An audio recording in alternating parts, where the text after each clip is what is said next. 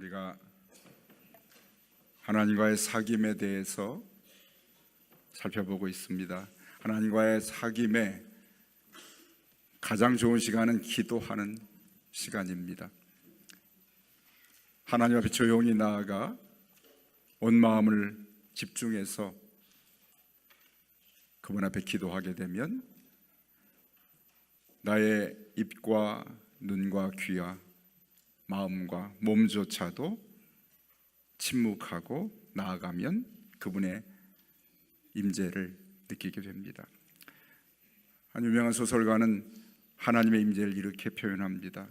마치 바닷물에 던져진 그물과 같다라고 말합니다. 그물이 바닷물에 잠겨 있는 동안에는 바닷물 함께 경험하게 되지만 그물을 건져 올리게 되면 그물 속에는 아무것도 남지 않는다. 하나님의 임재도 마치 바다에 던져진 그물과 같다. 그렇죠? 하나님의 바다같이 넓은 임재하심과 은혜 안에 나를 잠궈두면 언제나 그분을 느낄 수 있지만 그곳에서 나를 들어올리게 되면 아무것도 남지 않는 것이 하나님의 임재다. 그래서 여러분, 우리 하나님께서 우리 삶 속에 날마다 함께 계시고 임재하여 은혜 가운데 계실 때 나를 그분께 맡겨드리면 순간마다 그분을 경험하는 사귐을 풍성하게 누리게 될 줄로 믿습니다. 아멘. 말씀을 준비하면서 어떻게 하면 모세는 저렇게 하나님과 친했을까? 그렇죠? 부럽죠. 하나님 모세를 이렇게 말씀하십니다. 출애굽기 33장 11절에 보니까 사람이 자기의 친구와 이야기함 같이 여호와께서는 모세와 대면하여 말씀하셨다. 모세를 만나 이야기하시는데 친구가 서로 이야기하는 것처럼 그렇게 하나님이 모세와 이야기를 했다고. 얼마나 모세가 하나님과 깊은 사귐의 영성을 가졌으면 그렇게 말씀해 주셨을까. 모세는 하나님 앞에 하나님 얼굴을 뵙고 싶습니다 그렇게 기도를 했어요. 그래서 하나님께서 뭐라고 하시냐면 하나님의 얼굴을 보고 살 자가 없다 하시면서 그렇다면 내가 너에게 얼굴을 보일 수는 없지만 내가 네 앞을 지나갈 텐데 내가 지나간 뒤에 나의 뒷모습을 등을 보라고 하시면서 그에게 하나님의 영광을 보여주시는 장면을 볼 때 얼마나 감동적인, 하나님도 모세에게 당신을 보여주고 싶어 하시고 모세도 하나님을 뵙기를 원했던 그런 만남이 하나님과의 사귐의 그런 친밀한 모습을 보게 됩니다. 도대체 어떻게 모세는 하나님께 이렇게 친밀해졌을까? 제가 생각해 보니까 모세가 시내산에 올라가서 하나님께 십계명을 받고 율법을 받는데 그가 40일 40야를 40낮밤을 하나님 앞에서 그가 머물렀던 것을 보게 됩니다. 그가 그렇게 오랜 시간 동안 하나님과 사귐의 시간을 가졌구나. 그 사귐의 시간이 그를 그토록 하나님과 친밀한 관계로 이끌었구나 하는 것을 알게 되고, 모세가 우상 숭배하는 백성 앞에 돌판을 깨어버리고 다시 또 시내산에 두 번째 올라가지 않습니까? 두 번째 올라가서도 40일 40야를 그 산에서 보내고 모세가 내려옵니다. 그런데 여러분, 모세가 내려오는데 백성들이 그의 얼굴을 봤더니 그의 얼굴 피부가, 성경 그대로 표현하면 그의 얼굴 피부가 광채가 났다 그렇게 말합니다. 그의 얼굴 피부가 너무나 광채가 나서 백성들이 두려워서 그의 얼굴을 쳐다보지 못하는 그런 모습으로 하나님과 깊은 사귐을 나누고 산에 내려온 모세의 모습을 성경은 보여줍니다.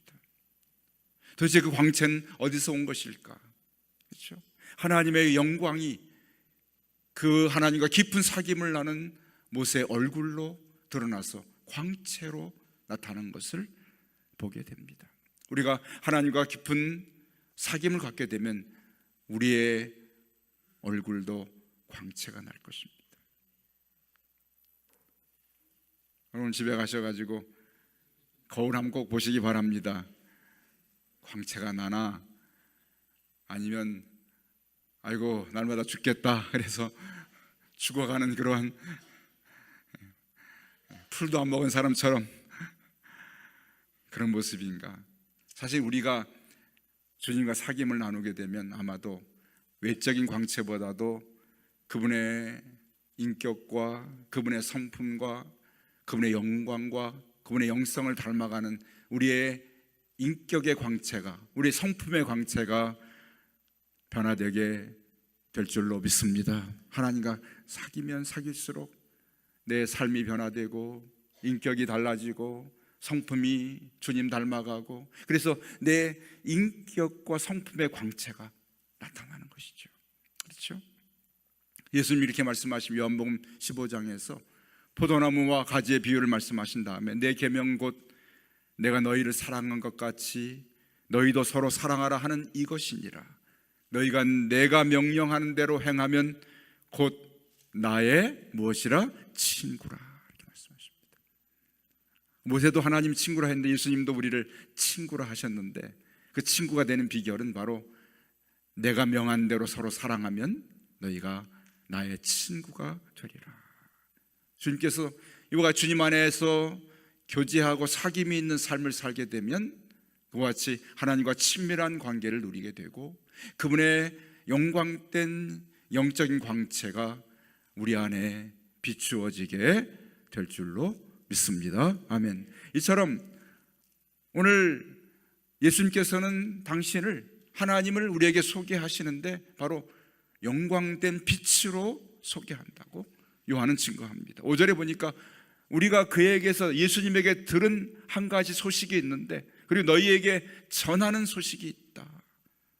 내가 예수님께 듣고 여러분에게 꼭 전해주고 싶은 한 가지 소식이 있는데 그것은 무엇일까요? 5절에 보니까 이는 곧 하나님은 빛이시라. 아멘. 하나님은 무엇이라고요? 빛이시라고 하는 소식을 전하고 싶다는 것입니다. 그분에게는 어둠이 조금도 없다는 것을 내가 전한다. 그래서 빛 대신 그분과 우리가 교제하면, 사귀려면 우리도 빛 가운데 거하는 것이 마땅하다고 그렇게 말하고 있습니다. 요한이 이 글을 왜 썼는가 하면 당시에는 성도들과 교회를 미혹하는 그릇된 가르침들, 거짓 가르침들이 있었습니다. 그것 가운데 특별히 우리의 영은 하늘처럼 높고 육체는 땅처럼 낮아서 우리의 육체로 죄를 지어도 하늘처럼 높은 영을 더럽게 할 수 없다고 하는 그런 가르침입니다. 영지주의라는 가르침이죠.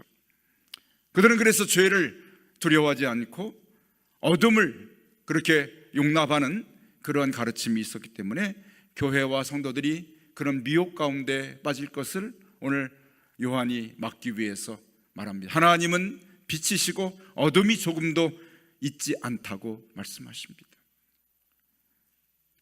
그들뿐만 아니라 오늘 우리에게도 사실은 어둠의 유혹들이 우리를 늘 어둠으로 이끌려는 그러한 죄의 유혹들이 있기 때문에 우리도 또한 고민이 됩니다. 죄 가운데 태어나고 죄를 반복하여 짓거나 또는 육신을 입고 있는 동안에 죄를 지을 가능성이 있는 것이 우리들의 그런 어둠에 거할 가능성이 있는 모습이죠. 바울은 이렇게 단식하지 않습니까? 내 속에는 하나님의 법을 즐거워하되 내 지체 속에는 다른 법이 나를 괴롭게 한다. 다른 법이 나를 사로잡아 가려고 한다. 그래서 바울은 이렇게 탄식합니다. 오라 나는 곤고한 사람이라. 이 사망 몸에서 누가 나를 건져내랴 하면서 당신 자신 안에 있는 육체의 그런 어둠과 빛이 싸우는 육체 가운데 있는 자신의 삶의 모습을 그렇게 표현하고 있는 것을 보게 됩니다. 우리가 육체를 입고 있는 동안에 어둠의 유혹을 받고 죄의 유혹을 받습니다. 그러나 하나님께서는 언제나 우리 하나님의 자녀된 우리를 빛 가운데로 이끄시기 위해서 일하고 계시고, 그리고 그 길로 나아갈 수 있는, 빛 가운데 나아갈 수 있는 길을 하나님이 열어주셨습니다. 그렇죠? 우리가 자녀를 기르다 보면 또는 손주들을 기르다 보면 어떤 특징이 있습니까? 바깥에서 나가서 놀다가 들어오게 되면 가장 먼저 무슨 말 하죠? 가서 얼른 씻고 오너라 이렇게 말합니다. 얼른 씻고 오너라. 왜 그렇습니까? 혹시나 바깥에 놀다가 더러운 오물들이 몸에 묻어서 집 안에 들어올까 봐, 또는 밖에 나가서 놀다가 또는 나쁜 균들이 그 몸을 해칠까 봐 얼른 씻고 와라. 그래서 자녀들이 할 수만 있으면 정결하고 깨끗하게 보존되기를 원하는 것이 부모의 마음이죠. 아이들이 자라면서 또 우리 주위에서 가르치는 그러한 교훈이 무엇입니까? 얘들아, 나가서 행실이 좋지 않은 친구를 사귀지 마라. 그리고 해서는 안 될 일을 가까이 하지 않도록 주의해라 하면서 늘 자녀들이 살아서 평생 동안 정결하고 깨끗한 삶을 살도록 그렇게 이끌어주는 것이 부모의 소원이고 바람이고 부모의 마음일 것입니다. 그렇죠? 어느 순간 한순간에도 세상의 더러운 것에 물들지 않고 정결하게 살아가길 원하는 것이 부모의 마음인 것처럼 하나님 아버지께서도 자녀인 우리들에게 같은 마음을 갖고 계십니다. 이 땅을 살아가는 하나님의 자녀들인 우리들이 정결한 그리스도인으로, 정결한 하나님의 자녀로 살기를 원하는 것이 하나님의 바람이시죠.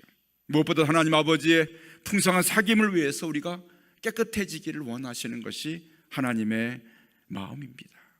그래서 오늘 요한은 하나님과 우리 사이의 관계를 7절에 이렇게 표현합니다. 그가 빛 가운데 계신 것처럼, 계신 것 같이 우리도 빛 가운데 행하도록 그렇게 우리를 빛으로 이끌고 있습니다. 하나님 빛 가운데 계시니 우리도 빛 가운데 행하면 두 가지 일이 생기는데, 우리가 서로 사귐이 있고, 빛 가운데 하나님과 우리가 사귐이 있으면 성도와 성도 사이에 사귐이 있게 되고, 또 하나 중요한 것은 우리를 모든 죄에서 깨끗하게 하시되 그 아들 예수의 피가 우리를 모든 죄에서 깨끗하게 하실 것이요. 아멘. 그렇습니다. 하나님께서 우리를 빛 가운데 이끄시면 점점 더 우리를 정결하고 깨끗하게 하셔서 더 친밀하고 깊은 사귐을 가질 수 있도록 하나님께서 우리를 빛으로 이끌고 계시다는 사실입니다. 우리가 거룩해서 구원받고 깨끗해지는 것이 아니라 하나님께서 우리를 거룩한 백성 자녀로 삼으셨기 때문에 하나님은 우리를 점점 더 거룩한 삶으로 이끌기를 원하고 계십니다. 그러나 이러한 하나님과의 사귐이, 이러한 교제와 교통이 한순간에 완성되는 것은 아닙니다. 계속해서 우리의 평생이 거룩해져가는, 성화되어져가는 그런 삶을 사는 것이 우리의 삶이죠. 지금도 우리는 하나님과의 사귐을 통해서 거룩하고 깨끗한 삶의 과정을 걷고 있습니다. 빛 가운데 우리가 거룩한 삶을 살아갈수록 그 교제는 더 깊어지고 더 뜨거워지고 더 익어져가는 열매와 같은 삶이 바로 하나님이 우리에게 주시는 최고의 선물입니다. 여러분, 예수 믿고 우리가 무엇을 누리며 살고 무엇을 열매로 먹으며 살아가고 있는지 아십니까?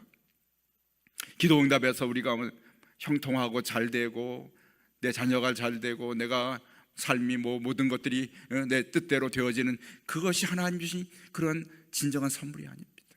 하나님께서 우리에게 주신 진정한 영적인 선물은 바로 하나님과의 사귐을 통해서 더 가까이 그분을 사귀고 그분과 교제하며 교통할 때 주시는 그러한 사귐의 열매들, 그것이 점점 더 무르익어갑니다.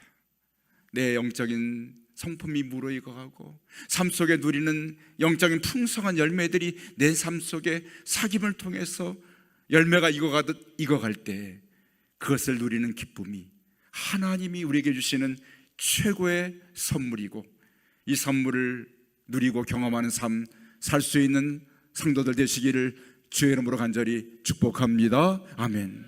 이 놀라운 축복이에요. 놀라운 축복이에요. 여기서 요한은 우리에게 말하기를, 우리를 하나님이 깨끗하게 하시기를 원하시는데 깨끗할 수 있는 그 길을 열어주셨는데, 그것이 뭐냐면 그 아들 예수의 피가 우리를 모든 죄에서 깨끗하게 하실 것이요. 아멘. 물론 우리가 예수 믿고 그분을 구주로 영접할 때 하나님께서 우리를 정결하게 하시고 죄를 사하시사 정결한 하나님의 자녀가 되게 하셨습니다. 그러나 우리의 정결함은 거기서 끝난 것은 아닙니다. 우리의 남은 생애 평생 동안 그 예수의 피가 계속해서 우리를 깨끗함과 정결함으로 이끌어주는 바로 능력이 예수 그리스도의 보배로운 피에 있음을 말씀하고 있습니다. 그 피가 우리를 정결하게 만듭니다. 더욱더 깨끗하게 우리를 이끌어 주십니다. 성경은 어쩌면 창세기부터 계시록까지 하나님은 우리를 정결한 길로, 깨끗한 길로 이끄시는 그 길을 열어놓고 우리를 그 길로 이끄시는 이야기로 가득합니다. 때로 이스라엘이 범죄하고 불순종했지만 하나님은 그들을 심판하거나 책망하거나 그들에게 경고하셨을 때마다 하나님은 한 가지 길을 열어놓으셨는데 깨끗하게 돌아올 수 있는 길도 언제나 열어놓으셨습니다.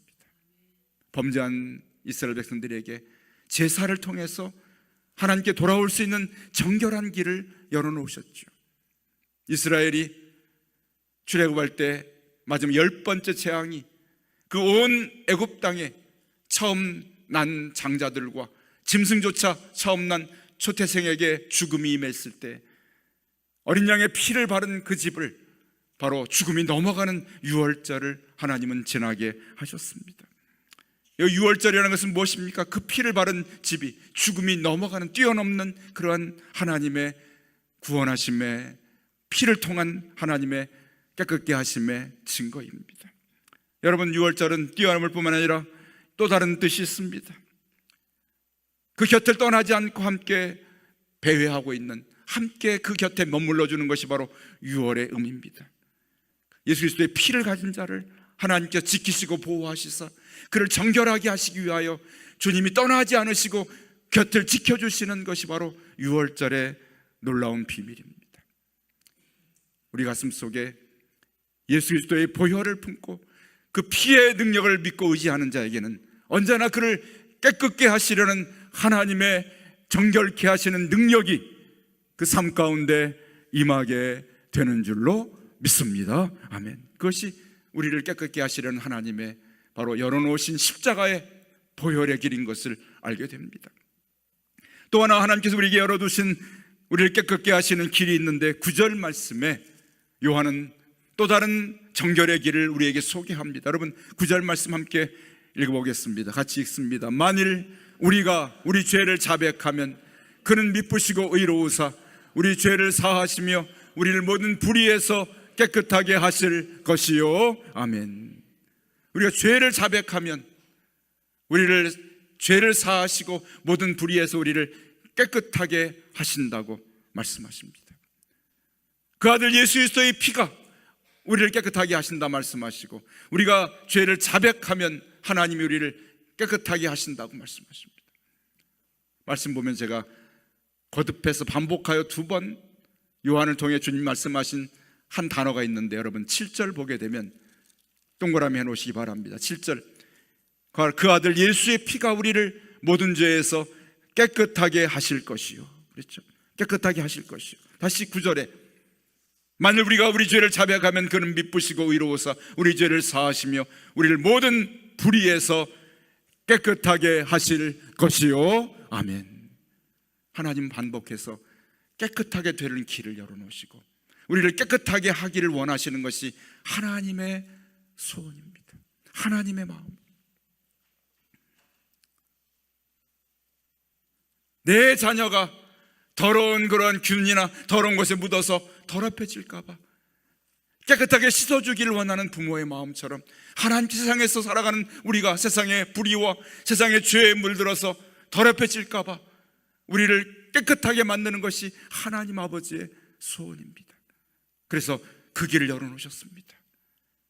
그 길이 어디라고요?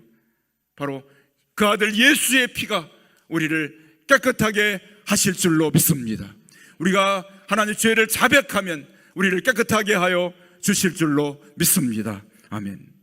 자백이라는 것은 바로 이것입니다. 자신의 모습을 솔직하게 인정하고 하나님이 나를 보시는 것처럼 바로 하나님, 내가 바로 그런 자입니다. 내가 바로 그런 모습입니다. 죄가 깨달아질 때마다 나 행위를 주 앞에 거짓 없이 고백하고 주 앞에 빛 가운데 나아가면 하나님께서 나를 언제나 사하시고 그 죄를 해결해 주시고 더 가까이 나를 이끌어 주시는 것이 하나님의 나를 깨끗게 하시는 능력인 줄로 믿습니다. 아멘. 그래요. 우리 살아가면서 나의 눈으로 나를 바라보게 되면 나는 비교적 그래도 괜찮은 것 같고 나의 숨겨있는 깊은 죄들이 보이지 않습니다. 그런데 오늘 하나님의 눈으로 나를 바라보게 되면, 하나님의 빛 앞에 내가 세워지게 되면 내가 알지 못했던 그런 죄악들이, 나의 어두움들이 드러나게 되고, 그것이 밝히 드러날 때, 그것을 주 앞에 자백할 때 하나님이 나를 더 가까이 친밀하게 나를 이끄시는 그런 하나님의 이끄심을 우리가 경험하게 됩니다. 그렇죠? 우리 거울을 보게 되면 내 모습을 정확하게 보이는 거울이 있고 좀 두루뭉실 보이는 거울이 있어요. 우리 집에도 그런 거울이, 화장실에 들어가서 불을 탁 켜서 보면요, 힘이 희끄무리해가지고 나를 보면 그래도 얼굴 보면 아이고 아직은 그래도 괜찮네 그리고 나오는데, 창가에 있는 거울을 딱 보는 순간 야, 참 심하 다 됐구나. 너무나 자세히 보이는 거예요. 너무 자세히. 여기 난 흰머리카락 하나도, 눈썹에 난 흰 눈썹 하나도, 얼굴에 난 조그만 점 하나도 너무나 그 빛 앞에서 자세히, 우리가 하나님의 눈으로 빛 앞에 우리가 서게 되면요, 그 빛 앞에 비춰진 나의 모습이 얼마나 밝게 보이는지 알지 못합니다. 그래서 하나님이 나를 빛으로 이끄시기를 원하십니다. 나를 밝게 보기를 원하십니다. 그것은 나를 부끄럽게 만들거나 두렵게 만드는 것이 아니라 나의 모습이 밝게 보여짐으로 해서 나를 자백하게 만드시고, 자백을 통해 나를 용서하시고, 그리고 나를 청결한 하나님의 자녀로 더 가까이 받으시기 원하여 하나님이 저 여러분을 빛으로 이끄시는 줄로 믿습니다. 아멘. 그래요. 그래서 더 친밀한 교제를 나누기 원하십니다. 더 친근한 교제를 나누기를 원하십니다. 그래서 하나님께서는 거듭 오늘 반복하여서 2번이나 이것이 우리를 깨끗하게 하신다고, 그의 아들 예수의 피가 우리를 깨끗하게 하실 것이요, 우리 죄를 자백하면 그 자백이 우리를 깨끗하게 하신다고 말씀하십니다. 그 빛 앞에 서게 되면 내가 아무리 작은 죄라도 즉시 회개하는 능력이 바로 그 깨끗하게 하심에 있습니다. 그 빛 앞에 나아가면 내가 십자가를 붙들게 만듭니다. 끊임없이 십자가를 붙들고, 주님, 내가 이렇게 연약하고 부족하고 이렇게 난 추한 자인데 주님의 십자가의 보혈의 능력이 아니면 나는 정결케 될 수 없는 자입니다. 주님, 그래서 내가 십자가를 붙듭니다. 빛 가운데 나가게 되면 나의 죄악됨과 추함을 보게 하시고 예수 그리스도의 십자가를 붙들고 의지하게 만드는 그러한 십자가의 길로 나를 이끌기 때문에 하나님께서 나에게 빛 가운데로 나오라고 말씀하십니다. 하나님의 빛 앞에 서지 않으면 나의 모습을 볼 수가 없어요. 어둠 가운데 있으면 나의 참된 모습을 보지 못합니다. 빛 가운데 가면 내가 얼마나 악하고 추한 자인지 알기 때문에 십자가를 붙들 수밖에 없습니다. 그리고 빛 가운데 나가면 정결함을 사모하는 자로 나를 이끌어 주십니다. 그것이 주께서 우리를 빛으로 이끄시려는 하나님의 뜻이 여기에 있음을 깨닫고 발견하게 됩니다. 그 빛은 우리를 지금까지 나의 눈으로 나를 바라봤던 그런 인생에서 하나님의 눈으로 나를 바라보는 인생으로 바뀌어지게 만듭니다. 그렇습니다. 하나님 나를 바라보실 때 나의 모습을 통해서 나의 모습을 깨닫게 하는데, 하나님의 모습, 하나님 눈 나를 바라볼 때 바뀌는 것이 있습니다. 내가 죄악 가운데 어둠 가운데 있었을 때 우리 하나님 아버지께서 얼마나 아프셨을까? 그렇죠? 여러분, 우리 자녀들이 어린 시절 철이 없을 때는 그저 부모의 불순종하고 자기 뜻대로 살아가지만 철이 든 이후에 연로하신 부모님을 바라보면서 우리 어머니 우리 아버지가 나로 인해서 얼마나 가슴이 아프셨을까, 얼마나 아파하셨을까. 그때는 나의 관점으로 나를 보는 것이, 우리 부모의 생각과 부모의 눈 나를 바라보는 순간에 그들의 마음을 이해하게 되는 거죠. 얼마나 나로 인하여 마음이 아프셨을까. 하나님의 눈으로 나를 바라보게 되면 하나님 아버지께서 나를 인하여서 얼마나 아파하셨을까. 그분에게 상처를 드린 것이 나였고, 그분의 말씀을 지키지 못한 것이 나였고, 그분의 사랑을 내가 거절했고, 내가 받아야 할 것이 그분의 진노요 그분의 심판이었던 것을 내가 깨닫지 못했었구나. 그것을 발견하게 되는 것이 나를 더 정결함으로 이끄는 바로 능력이 되는 것을 오늘 깨닫게 됩니다. 여러분, 집을 나갔던 둘째 아들 탕자가 어떻게 하나님 앞에 돌아옵니까? 그가 아버지 자산을 가져와서 다 허랑방탕하고 다 써버리고, 그때까지는 자기만을 생각했던 삶이었어요. 먹을 것이 없어 돼지 우리가 쥐염 열매를 먹으면 돼지와 함께 지내는 그 순간도 그는 아직까지 자신의 모습을 자신의 눈으로만 바라보았습니다. 그런데 어느 날 문득 아버지의 마음이 떠올랐습니다. 아버지의 마음이 알게 됐습니다. 그때 그의 마음속에 아버지의 마음으로 자신의 모습을 바라보면서 내 아버지가 얼마나 나로 인하여서 나를 기다리고 나로 인하여 아파하셨을까 하는 생각을 하면서 그는 그 자리에서 아버지의 집으로 달려가지 않습니까? 그리고 이렇게 엎드려 외칩니다. 누가복음 15장 15절에 보니까 내가 일어나 아버지께로 가서 이르기를, 아버지, 내가 아버지와 내가 하늘과 아버지께 죄를 지었나이다. 내가 아버지께 죄를 지었나이다.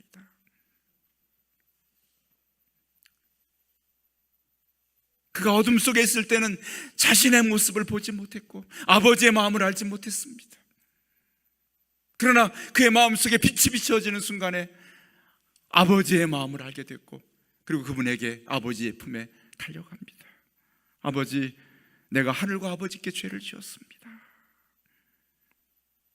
아버지의 마음을 알고 나자 지금 나에게 필요한 것은 아버지의 자비고 아버지의 사랑이 필요한 것을 깨닫게 됐고, 그리고 그분에게 달려가서 그 품에 안기게 될 때 그 아버지는 그가 그동안에 입었던 더러운 누더기 같은 죄악의 옷을 벗겨버리고 그의 몸을 감쌌던 어둠의 것들을 다 씻어내시고 그를 아들로 받으시면서 그를 정결하게 씻어주시는 아버지의 비유를 예수님께서 우리에게 전하여 주셨습니다.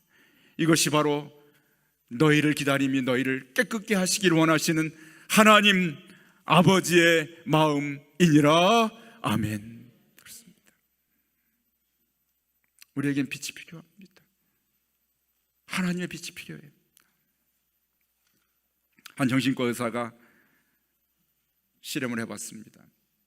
환자들 가운데 어둠에만 놓아둔 환자들 계속해서, 그리고 때때로 시간을 내 정기적으로 빛을 비춰준 환자들이 있었는데요, 어둠에만 놓아뒀던 환자들은 계속해서 그 우울증과 정신병이 더 깊어지는데, 때때로 빛을 비춰서 빛 가운데 살게 했던 그런 환자들이 그 우울증이 점점 사라지고 그 병이 치유되는 일들을 경험한 이야기를 써놓았습니다. 우리의 육체조차도 너무나 빛이 필요한 존재들입니다. 그렇죠? 빛이 필요하죠. 건강검진을 했는데 제가 전에, 선생님, 비타민 D가 많이 없으시네요. 아니, 비타민이 이렇게 많아, 하나면 되지. A, B, C, D, E, F, G 막 이렇게 많아요. 비타민 C는 열심히 먹었는데 D가 없대요. 그래서 왜 그렇습니까? 햇볕을 좀 쬐야 되겠습니다. 그래요. 빛을 안 쬐는 게 비타민 D가 없어요.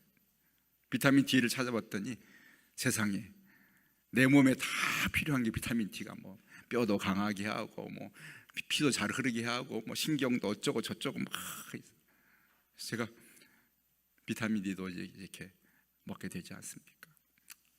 빛이 필요한 것이죠. 우리 육체도 빛이 필요한데 우리 영혼에 정말 필요한 한 가지는 하나님의 빛이 필요한 줄로 믿습니다. 아멘. 해밍웨이가 수많은 소설을 지었고 지성인이요 많은 사람에게 놀라운 글을 남긴 사람이었지만 그의 인생은 마지막 스스로 목숨을 버리는 것으로 끝을 맺습니다. 그가 마지막 인생의 세상을 등지면서 했던 한마디가 뭐냐면 내 영혼은 필라멘트가 끊어진 전구처럼 고독하고 어두웠습니다. 내 인생은 전기가 끊어져 버린, 전기가 들어오지 않는 필라멘트 전구처럼, 끊어져 버린 전구처럼 어둡고 고독했다고 그렇게 말합니다. 그가 아무리 지성이었지만 지성이 그의 마음을 빛으로 인도하지 못했습니다. 수많은 소설의 그런 능력이 그를 빛으로 이끌지 못했습니다. 세상에 그 어떤 것도 우리 영혼을 생명의 빛으로 이끌 것은 이 땅에 있지 않습니다. 오직 하나, 하나님의 생명의 빛이 유일하게 우리를 바로 생명으로 이끌어 줄 줄로 믿습니다. 우리에게 그 빛이 필요합니다. 그래서 주께서 우리를 그 빛으로 인도하시면서 우리를 청결하게 만들기 원하십니다. 하나님, 난 세상에서 어두워지고 세상의 죄로 인하여 이렇게 어두워졌지만 그러나 빛 가운데로 나를 이끌어 주신 하나님, 빛 가운데로 나아갑니다. 그 아들 예수 그리스도의 십자가를 붙들고 십자가의 보혈의 능력으로 나를 깨끗하게 하여 주시옵소서. 내가 죄를 깨달을 때마다, 빛 가운데 나가서 나를 볼 때마다, 말씀을 들을 때마다 나의 모습을 보게 하시고 나의 죄를 주 앞에 자백하게 하여 주옵소서. 그때마다 나를 모든 죄에 사하시고 미쁘시고 의로우신 하나님께서 나의 모든 불의를 깨끗하게 씻어 주실 줄로 믿습니다. 오늘도 우리에게 열어놓으신 깨끗한 길로, 하나님이 그 길을 열어놓으셨는데 그 길로 나아가 하나님이 원하시는 정결한 하나님의 자녀가 되고 싶습니다. 이런 마음의 소원을 가지고 주 앞에 나아가 기도할 때 오늘도 주께서 빛 가운데로 우리 이끄시고 그 생명의 빛이 나에게 비춤으로 인하여서 날마다 풍성한 빛의 열매를 경험하고 그리스도의 보혈의 능력으로 깨끗하여지고 자백함을 통하여 날마다 정결한 삶을 경험할 수, 그래야 하나님과 깊은 영적인 사귐이 풍성한 날마다의 삶을 살 수 있는 우리 사랑하는 모든 성도들이 되시기를 주의 이름으로 간절히 축원합니다. 아멘.